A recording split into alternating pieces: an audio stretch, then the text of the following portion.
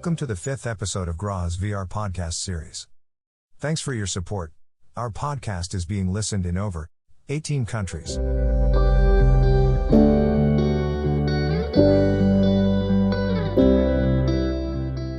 Hi, this is Srinivasan, the founder of SquareComp Grahas VR.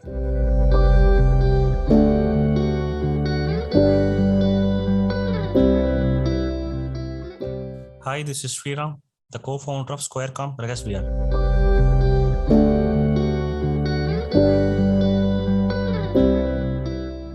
GRA's VR podcast series covers various topics around virtual reality and other relative technological aspects. This episode is about virtual reality and mindfulness.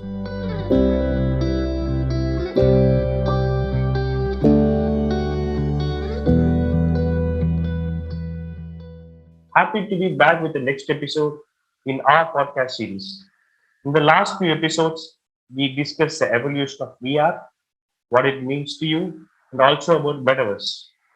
Continuing on these lines, this episode is about the role of VR in mindfulness. Often, VR is alleged as addictive and socially depriving. But we believe it all boils down to perception. Any technology will have its own merits and demons. It all depends on how the early innovators and creators build products and solutions based on them. We are in discussion with one such creator today. The very same technology which was criticized as unhealthy is being used for the well-being of mindfulness of people. In this episode, we have Emilio, the CSO and co-founder of Mindco, a startup working into providing virtual reality-based digital therapy and de-addiction. Our founder Srini discussed with Emilio about the way VR is revolutionizing therapies and future of digital health. Let us listen to them. Hi, Emilio. Hope you're doing good. And it's been quite some time since we wanted to have you on our show. Emilio Goldenhirsch is the co-founder and chief science officer for Mindco. They have been working in nicotine de-addiction, and they have been one of the early adopters of virtual reality in nicotine de-addiction. To the best of my knowledge, they have been working sometime from 2017, or maybe even prior to that, they would have started the research. And we are just now talking about all kind of virtual reality-based fantasies and all the other areas that you could explore with VR. Today, we will have a conversation with Emilio, and we will take you to the timeline and how they came up with the startup and how the journey has been for Emilio regarding therapies and de-addiction using VR. Hello, Sri. Thank you for inviting me. I'm very happy and very glad to be here. We have been in a mutual relationship for a long time, and I'm glad that we can discuss the virtual reality and healthcare status of today and in relation to the future that is building up. Wonderful to have you on the show today. So would you take a couple of minutes and give us a brief about how you started your journey with virtual reality and your startup Mindco? And I also know that you've had past successful entrepreneurial experiences as well. Maybe if you could give us a brief on those lines. That's perfect. So I'm originally from Argentina, and now today living in San Francisco, California. My background is on psychology. I have a master's degree on mind-body medicine. It's a somatic psychology called fractal psychology. And I would say for the last 14 years or so, I've been studying ecological thinking, ecological epistemology, sustainability from a psychology perspective. And that brought me very much into meditation and mindfulness. I would say the Eastern and Western practices of an holistic and integral perspective of health. I actually lived in India for 1 year while studying meditation, so that was quite fun. But basically, over the past 5 years, I got together. My other two co-founders are also from Argentina, from Cordoba. Every one of us had a different background. On my side, my father died because of addictions and mental health illnesses. So that made me realize that I needed and I wanted and I desired to prevent and promote health for others. So this wouldn't be happening to other people as well. And that basically became my mission, to bring awareness to as many people as possible, as much as possible. And around 5 to 6 years ago, I came into contact for the first time with virtual reality in terms of having an experience that was designed by the Within group from the Within app. You probably heard of it, but it was the journey of a baby being reborn. Was actually quite blissful for me. I started crying. I said, oh my God, I have to do something with this. So that actually was shown to me by one of my partners. And that's when we decided to work on digital health, on healthcare. We started out working on a platform for diagnosis using virtual reality. Then we decided that it was going to take a path that it was going to take a different road. And we shifted and started working with scalability, with accessibility, and the issue of mass adoption of virtual reality. Because as you know as well, again, VR is not yet adopted.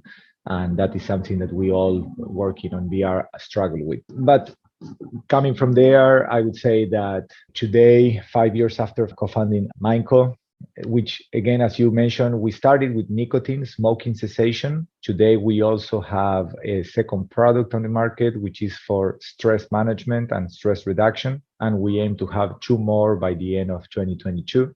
All of them, again, promoting a healthier lifestyle, but working directly with the digital therapeutics aspect of the power that can bring virtual reality to our lives. I don't know if that would be a bit of a kickoff to start. That's pretty insightful, from the way you started and the way it is right now, and the path it's probably going to be in a couple of years from now. That's really very interesting. And it's also interesting to see how you're using virtual reality as a tool towards these kind of mindfulness therapies. In fact, there is a contradictory point of discussion wherein people say this VR gets you addicted and probably that's going to be harmful. Whereas we technologists are thinking for the greater good of the humankind, wherein we want to solve some of the most lingering aspects of health and addiction-based categories within the therapies and mindfulness. That's really fantastic. That brings to the next question. What do you think is the role of VR in healthcare and therapies? That's an interesting question and a hard one to answer. I think I probably have my perspective, which is my opinion, and just that. The controversy between the role of technology to create addictions, it's a truth. We see many people getting addicted to social media, to watching their phone just because it's bringing up a light or just having one sound. We got kind of new patterns of behaviors due to that. I think virtual reality will bring a lot of mental illnesses, a lot of problems to people.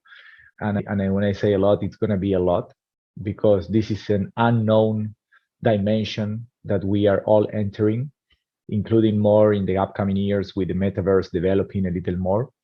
But imagine today, there are 2 roads that I could actually here take in order to start this thread of conversation. But one is the role of virtual reality in medicine and healthcare today is actually useful in many ways and is positive, and it has a great influence from the surgical side, an aspect for the training for doctors and physicians, to the creating empathy for people who don't understand others in a respectful way. And then, of course, in the mental health and addictions treatments, well, there is a lot going on. Recently, there has been the first FDA-approved VR treatment for pain management. There has been now, and we are actually working on something similar for smoking cessation. So I think that there is room for virtual reality to have a direct impact in healthcare, in digital therapies, and with the unique ability to have an impact on the social aspect of our lives.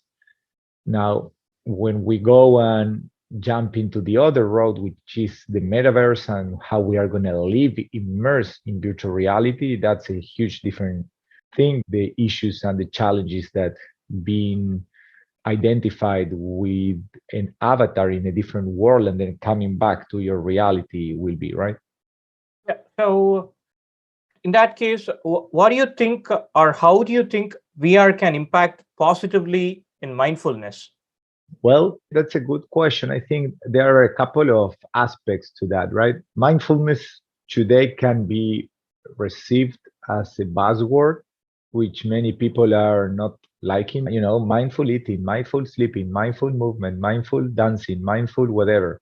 So that is not useful for science, not useful for the people as well. There is a lot of misconceptions about that. So taking it back to kind of the roots of mindfulness, just being aware in the present moment with the perspective of curiosity and not judgment towards oneself. Virtual reality can help by just creating the space and the conditions of an environment, of a safe environment for people to actually feel the way they want or can feel and being there present. So again, if the level of presence created in the virtual worlds is good enough, there is evidence that shows already that you, or not you, but the brain can be tricked, right, between reality and illusion, reality and virtual reality. So that being said, if we are able to create environments good enough, because they doesn't have to be like an exact recreation of real life, to feel presence, to feel identified with whatever is happening in the moment, then it's a great environment to practice mindfulness and to cultivate mindfulness. Now, the other way, there is also a relationship, because if we are mindful and understanding the use of virtual reality, then we can have a better control over the potential addiction that using so much virtual reality can bring to us. So could be a ascendant spiral towards awakening, or it could be an not evolving spiral towards being addicted and getting more into some hard challenges. Yeah, that's fairly right. Even within the therapies and these kind of phobia addressing use cases, even I've heard and seen about the VR used as a tool to combat acrophobia with the height and other height-based fears that people have. Probably this will be able to address those kind of particular scenarios and use cases with VR, rather than addressing it as a common forum and common for everything. Probably we could focus on specific use cases that can and only be addressed with VR. Maybe I'm not sure how exactly it is transpired in the real world with respect to addressing the acrophobia or any other fire-related phobias that people have. Those kind of scenarios, probably virtual reality will be a greater potential and a greater tool to help them out in those kind of scenarios and those kind of factors. Yeah, I mean, phobia is one thing that has already been validated to using virtual reality. I mean, basically VR and digital therapies has been there for 30 years. So for the last 30 years, many studies have been published, validates the efficacy of utilizing virtual reality within clinical settings, supported by a physician, a psychiatrist, or a therapist, that can actually increase the outcomes for patients that suffer from different challenges, right? So phobias are one for sure.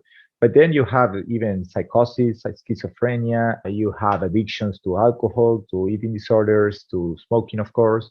You have anxiety disorders, others, right? And phobia you have. So I think that this is not just unique to cases as phobia, because again, it hasn't already been validated. The thing is that it's not mass adopted as one of the things that can be used for absolutely most of the people, because again, there is no one thing to rule them all. People like different things. So there you go. Virtual reality is one other thing, which is probably more efficacious than any other out there, which also help to decrease the the health related cost associated with the healthcare system.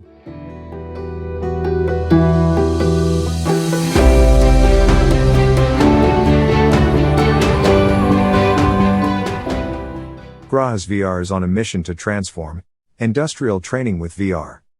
Check out grahasvr.com to learn more.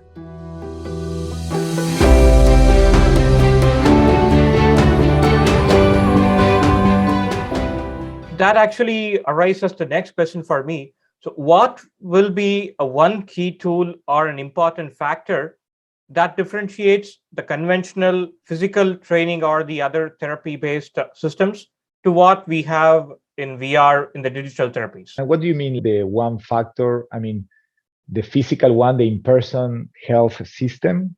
That's what you mean? Yeah, the physical health system, and a key differentiator between the physical health and the virtual reality-based therapies. Are there any kind of exponential growth factor, X factor or Y factor that can support this? Yeah, well, the biggest one is scalability.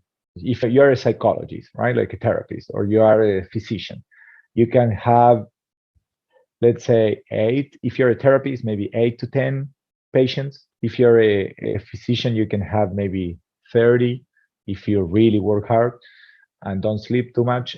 So that has a cost, that has a limitation. We can have 500,000 people using the same environment in virtual reality at the same time anywhere in the world. So definitely scalability, accessibility is, I think, the key factor. Also, you have the measurement part, right? Like you can actually measure things if you use technology. So that is also a differentiator, that by having just the in-person one, we can also measure, but I mean, adding the component of virtual reality, you have a different source of information. In other words, we are democratizing the therapy-based system and making it accessible to everyone, and at the same time, keeping it digital and giving the therapist and all the other creators in this particular format the analytical content as to what exactly needs to be done where. Those kind of scenarios could probably be the key differentiator here. Is that right? Yeah, I would say you put it in nice words, nicer words than I put it. Okay. Since I've known you for quite some time now, I know you've done some tremendous work on the field.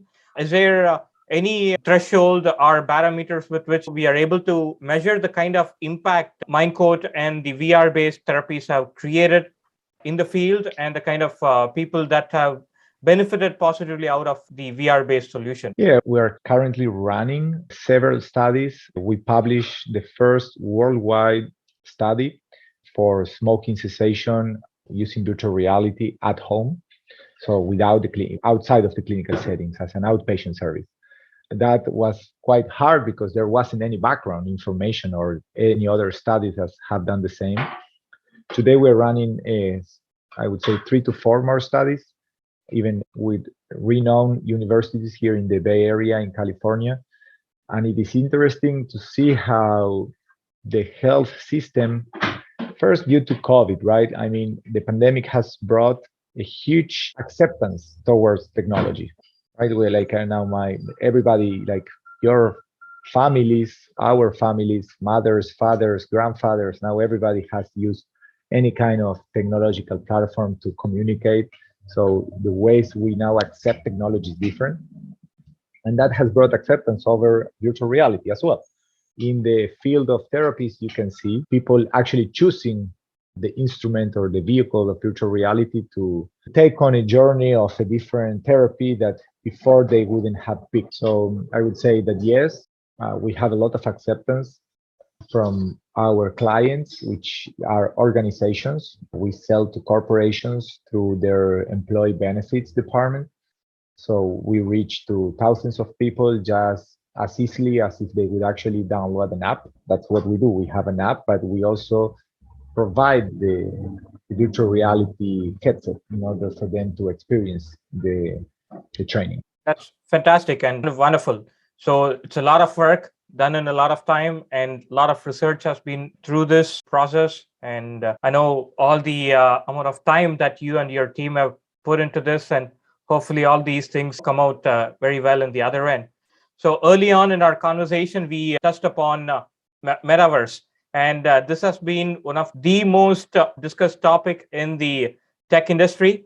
Just yesterday, we heard about the crazy acquisition of the gaming company from Microsoft for $69 billion. Even that was touted to be in this direction.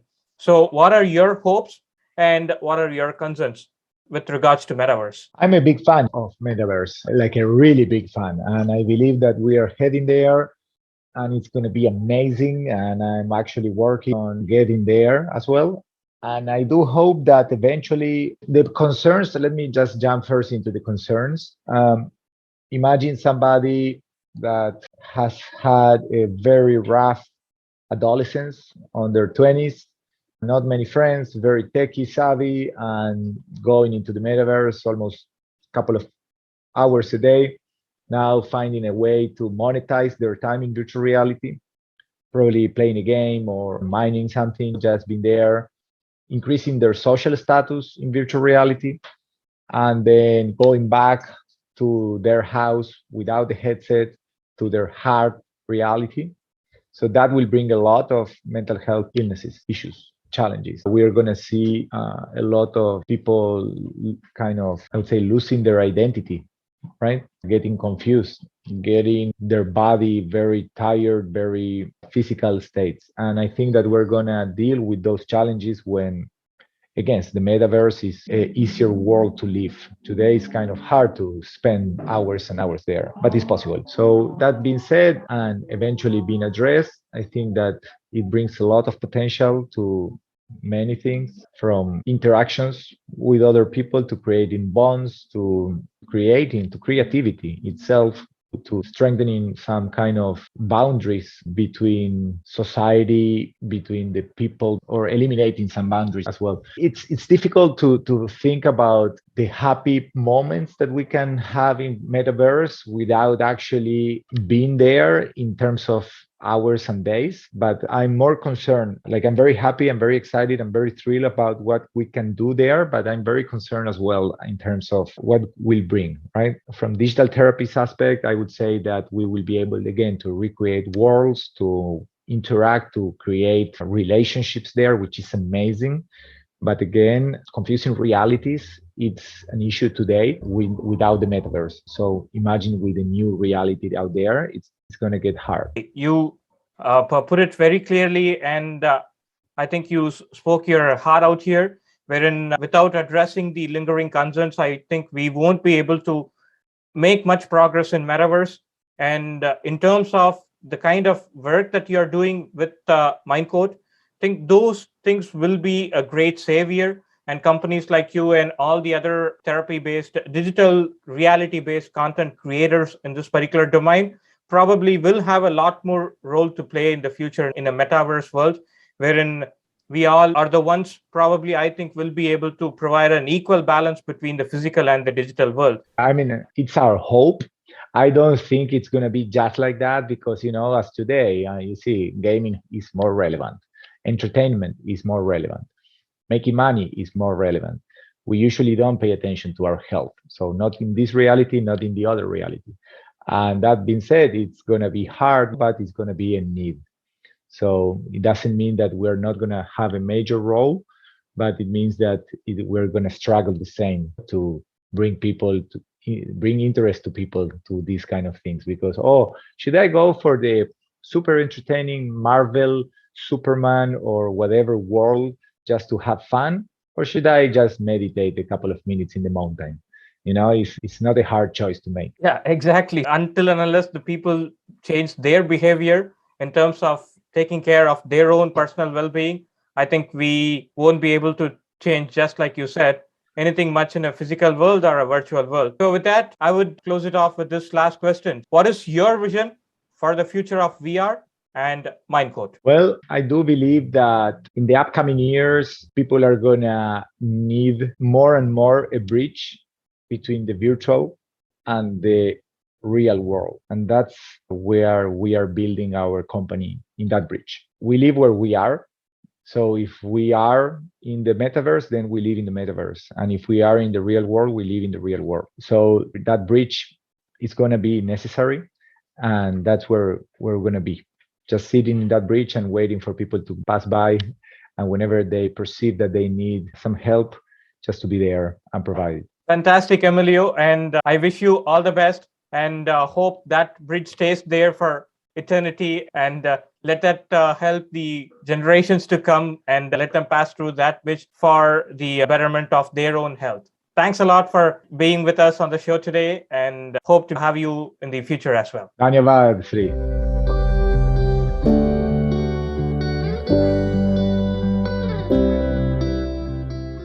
Graha's VR podcast series is produced by Square Comp Solutions. Sound design by Arvind. Please check out grahasvr.com to reach out to us. If you like our show, please give us a 5-star rating on Apple Podcasts or Spotify. Follow Graha's VR in Apple Podcasts, Spotify, Amazon Music, or your favorite listening platforms. Follow our social media handles to stay updated on future episodes.